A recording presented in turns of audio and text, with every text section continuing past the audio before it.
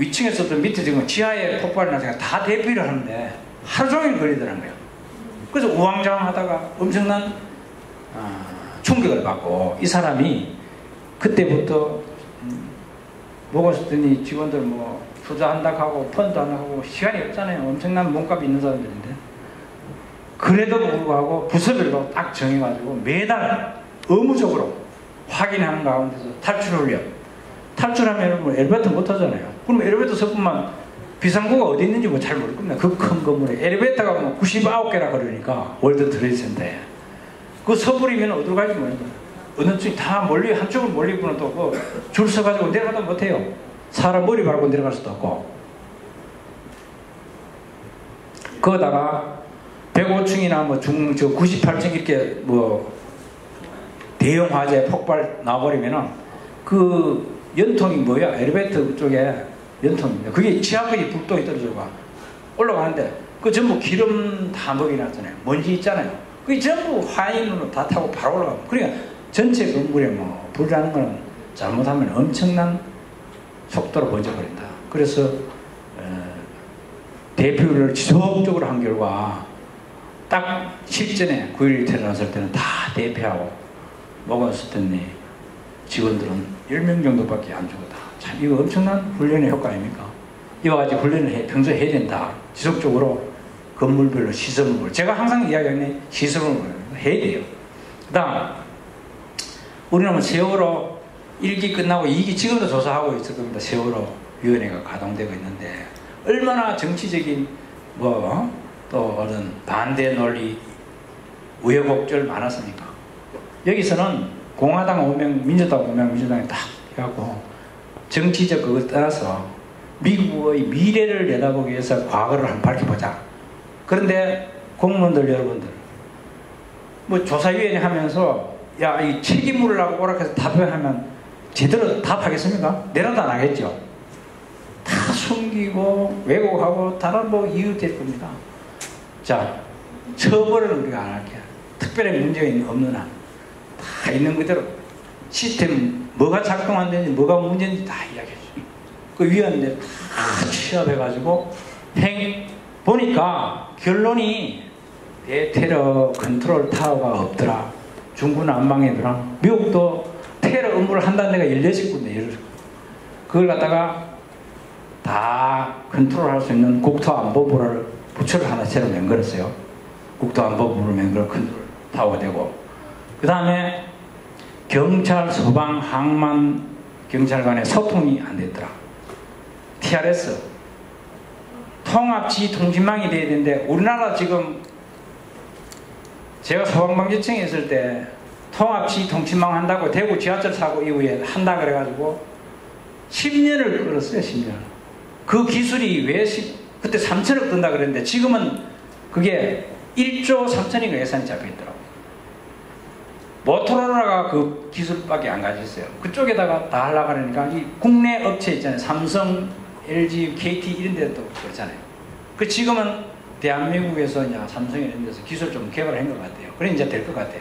왜 그런 데서도 계속 그 많은 재원이 투자되니까 우리가 소화해야 되니까 모토로라에 다 기술 종속돼 가지고 국가 기관망을 그거다가 다 줄 수도 없고 여러 가지 이유로 지원 되다가 이제는 되려고 그러네. 그 당시에도 미국에도 그게 없었다. 그때 월드 트레이드 센터의 그 관할이 어디냐? 해양 경찰이었어요. 미국에. 그 해양 경찰 애들은 그 헬기도 띄우고 자기들 내부 헬기가 정보를 받고 해가지고 이 건물이 얼마 있으면 잘못 무너지겠다. 빨리 대피하라고 해양 경찰 다 나와버렸어. 근데 그때 구조대원들 연락이 제대로 안 된 거야. 미국의 소방대원들. 그게 만약에 됐으면 난리 났을 거야. 그 평소에 알았으면.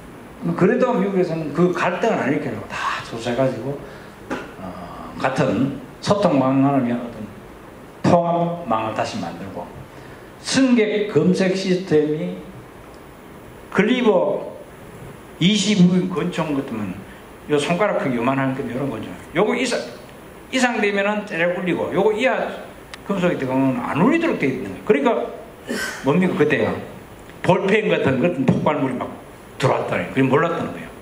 그래서 이 승객 검색 시스템을 개선하는데 그것도 그 중요한 항공사 보안 검색을 외부에다가 또 하청을 전한 거예요.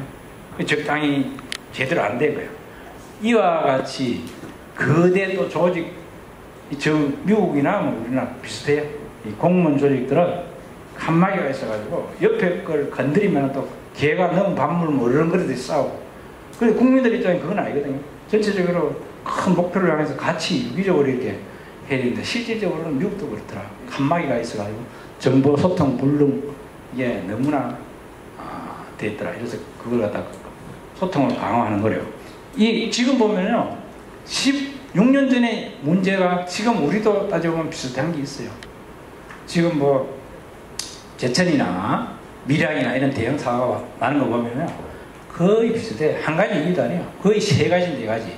불법 증축, 또 업주의 그 안정 투자에 무관심, 외부 용료, 그러다가 누전, 비상문, 뭐 이래가지고 한도가 아니야. 그래서 그런 데는 다 지금 대형 사고 난다. 지금까지 서론 부분에 이래 하다 보니 거의 시간 다 가버렸네. 지금 몇 시예요? 53분 보인다. 아는 만큼 보인다. 그런 말씀 있죠. 그와 같이 예방 쪽에 위험 제거에 많은 좀 노력을 해주시고, 특히나 제가 아까 이야기했죠. 여러분들 물론 뭐 경기도나 행정안전부에서 원관님들이 앞으로 활동할 수 있도록 뭔가 제도적으로 시스템적으로 뭔가 많은 보완을 할 겁니다. 그럼에도 불구하고 제가 해보니까요, 이 자원봉사 겸 이런 안전 문제 하시려고 하면은 결국 개인적으로 어떤 내가 이런 자부심 내지는 스스로 하고자 하는 열정 플러스, 그럼 열정만 있으면 되나? 그건 안 된다. 그 분야에 여러분들 이렇게 교육도 받고 다른 책도 보시고 이렇게 항상 그 분야에 관심을 가지고 전문성을 길러 나가야 제대로 우리가 한두 마디 계도도 하고 활동도 할 수 있다. 그래서 여러분들은 안전혁신의 전도사다, 실천가고 파수구의 수호자다, 이런 어떤 스스로 여러분들이 각오를 다지고 보안관으로서 역할을 앞으로 잘해 주실 것으로 믿고요. 최근에 보면은 이 위험 관리가 사실은 굉장히 어려운, 사회가 복잡다단하고 초경계화되고 초연결 사회화 되고 또 고층화, 지하화 이렇게 되다 보니까 단순한 안전사고가 대형 재난으로 비화될 우려가 굉장히 큽니다. 사실은 울리백이 1992년도 위험사회에서 이런 이야기를 했어요. 이거 딱 들어맞더라고. 부는 상층에서 아니고 위험은 하층에 측도는 위험의 계급화 현상, 위험의 외조화 현상 심화, 이게 분명히 맞습니다. 재난이 나면 제일 어려운 데가 공사 현장, 건축 현장에 사람이 많이. 대한민국의 지금 산업 안전이 OECD국에 상당히 높아요. 그 중에서도 소규모 건축 현장에 있잖아요. 공사하는 사람들은. 제가 왜 많이 나는가 원인을 보니까 70% 이상이 안전교육을 제대로 못 받고 저임금을 받는 현장에서 모아서 가는 어떤 외국인 근로자들, 이런 사람들이 하는 거예요. 저 경기도에 이천 쪽에 코리아 냉동 25구 폭발돼가지고 사실은 42명인가 지하에서 한번 몰살을 했잖아요. 제가 그때 소방공인생 근무했는데 보니까 이분들이 지하에 공기가 다 되어와가 위에서 발주처에서 뭐 일주일 내에 이게 완공시켜 이러니까 지하에 칸막이를 다 쳐놨잖아요. 그게 이제 신나로 벽에 색칠을 다 했어. 그럼 이게 마르면서 유증기가 막 피어오르잖아요. 그게 다 빼고 하든지 아니면 어떤 보안장치를 하고 해야 되는데 그 안에 외국인 근로자들이 들어가가지고 용접하다가 불꽃이 튀어 터져본 거야.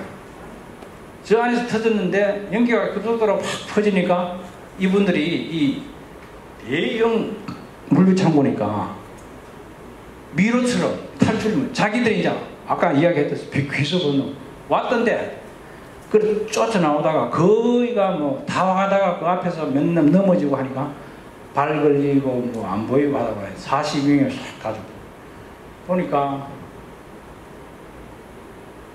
70% 80% 이상이 외국인 근로자, 안전교육도 못 받은 사람들이에요. 그래서 이 위험이 사실은 계급화입니다.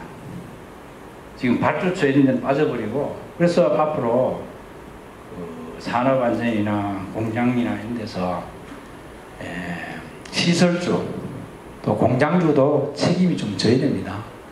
영국에서는 2007년도에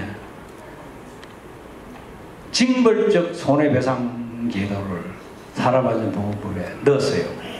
그게 뭐냐 하면은 법에 안전규정을 지키고 안전예산을 넣고 안전관리자를 쓰고 이렇게 하도록 돼 있는데 사업주가 그걸 의도적으로 무시하고 안 해서 인명피해가 났으면은 인명피해에 대해서 그 공장의 매출액의 10%, 30%까지 벌금을 때려버려요. 그래서 영국에서 그 법을 제정해가지고 3개 기업을 그렇게 시범적으로 처벌을 해보니까 다른 기업들이 아이고 이러면은 우리가 다 망해겠구나. 그래서 스스로 안전을 체크하고 안전을 관리하는 그런 행태로 가니까 산업안전 쪽에 피해자가 이렇게 높던 영국이 아주 줄어버렸다. 그래서 우리나라도 지금 보면은 사실은 어떻게 보면 지금까지 우리가 한 40년간 개발연대로 와가지고 대기업 내지는 기업주들의 입김 그걸 많이 사실은 뭐 수출도 많이 하고 지원도 많이 하고 의사회사하고 달래고 했는데 지금은 사실은 우리가 3만 달에 왔다 갔다 하는데 우리가 한 단계 더 넘어가면 인간다운 삶을 살면서 안전 부분이 있는데도 먼저 이거는 투자를 하고 관리해 나가야 그 안전한 가운데서 다시 제도화 하지 않겠냐. 저는 그렇게 생각합니다. 여러분은 어떻게 생각합니까? 맞죠? 박수 한번 치세요. 그럼 우리 같이 동의하는 그런 의미에서. 네, 맞습니다. 사실은 이제 안전도 투자도 하고 제대로 되고 안 지키면 내가 손해다. 지키는 사람이 이득이다. 근데 지켜서 손해보는 거 누가 지키겠습니까? 그거는 분명히 앞으로 개선해 나가야 된다. 그래서 안전문화는 사실은 신고, 교육, 단속이 세 가지인데 앞으로 단속 잘해야 되고요. 네, 요것만 말씀드리고 갈게요. 세계적인 그 안전문화 진단평가 인증원에서 이야기한 것이 안전을 제대로 하려고 하면 6개 분야, 6개 항목을 측정했는데 기업의 안전문화 진단을 수준해보니까 세이프티 웨이젠 안전을 지키고자 하는 의지가 있어야 돼. 머리에서 무슨 뜻이 나와야 이게 행동으로 되는 것이지 의지가 없으면 안 된다. 그 의지는 뭘로 증명이 되느냐? 리더십. 어떤 책임자가 CEO가 야 이건 해야 돼. 리더. 식을 발휘해서 바로 집행하고 권한도 위임해주고 참여시키고 커뮤니케이션 우선순위 준수 이런 항목을 제대로 해서 보니까 A 플러스에서 C, T까지 있는데 제가 보니까 시흥시는 어디까지 갔는데 모르겠는데 어디 보니까 우리는 B 아니면 C 정도 안 되겠냐. 임시 변통문화 사고 후에 막 호들갑을 끌어가지고 그것도 전반적인 종합적인 대책을 하는 것이 아니라 어떤 은발에 오줌 누구식으로 어디 뭐 글램핑 화재가 나면 캠핑 관련 그걸 또 보완했다가 어디 큰 사고가 나면 그것도 보완 이런 행태야. 그래서 사실은 이 40년 산업화 시대를 뛰어넘어 가지고 새로운 정보화 시대에 이르는 그런 안전 분야도 대혁신 새로운 기존의 문제를 한번 전체적으로 제대로 전문가들이 분석해가 없앨 거는 정말로 반 정도 없애버리고 진짜 지켜야 될 것 새롭게 안 지키면 안 될 것 정비해 나가는 그런 그래서 안전문화가 선진국 수준 이상으로 되는 그런 날이 오기를 바랍니다. 저는 사실은 확신합니다. 세월호 이후에 지금 한 4년 지났잖아요. 정부에서 많은 노력을 했어요. 제가 안전총괄기획관에 있을 때 안전핵신 마스터 플랜이라고 그래서 과제가 엄청난 과제를 한 30조 원을 5년간 투자하겠다고 계획도 수립해놓고 나왔는데 그게 제대로 집행되는지는 모르겠습니다만 정부에서 안전에 대해서 계속 챙기고 대통령도 관심 가지고 많이 하고 있습니다. 그래서 이게 사실은 한번 제대로 굴러가려고 하면은 첫째는 계획 1년째 만들고 그 다음에 이제 법 제도 만들어서 정부 내에서 회비하고 전문가 토론 거치고 만들어서 국회에 보내면은 국회에서 또 어떤 거는 시들 하다가 없어지는 것도 있고 국회 법이면 엄청난 매가 있죠. 근데 국회의원들이라고 다 요건 합니다. 그게 다 법으로 되면 우리가 법 과잉돼서 안 돼요. 근데 국회에는 이해 집단들이 다 몰려들거든. 이거 해야 된다 하는 거하고 하지 말아야 된다 하는 거 서로 이해 충돌이 참여합니다. 그러면 전부 공충에 계속 거쳐서 그 법이 사실 하나 탄생하는 것이 굉장한 그 어떤 이해관계자의 어떤 교차로입니다. 이해 교차로에서 그 법이 탄생되거든. 그래서 그게 사실은 많이 지금 되고 있어요. 지금 5분에 보니까 전부 각 부처에서 뭐 안전교육, 안전 시스템 이 부분에 서서히 예산도 좀 늘어나고 이제 서서히 돌기 시작했어요. 그래서 4, 5년 지나기 때문에 되고 앞으로 기술적으로 한다면은 우리가 뭐 경제도 이렇게 일으키고 대한민국 국민이 사실 여러분들 아시다시피 엄청 똑똑한 국민입니다. 이스라엘 다음에 제일 잘한다 하더만.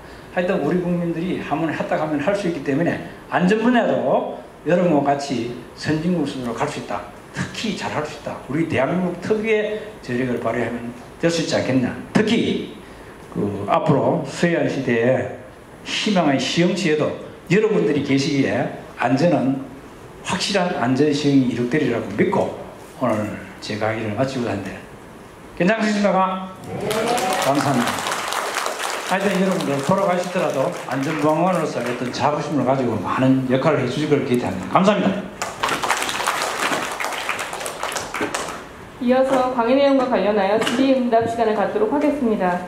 강의 내용에 대해서 질문하실 분은 것으로 알려주시기 바랍니다.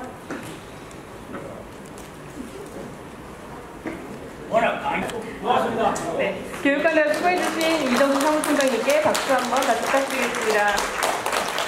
이상으로 안전보안관 교육을 마치겠습니다. 교육에 참석하시느라 멀리서 오신 안전보안관분들 고생하셨습니다. 조심히 들어가시기 바랍니다.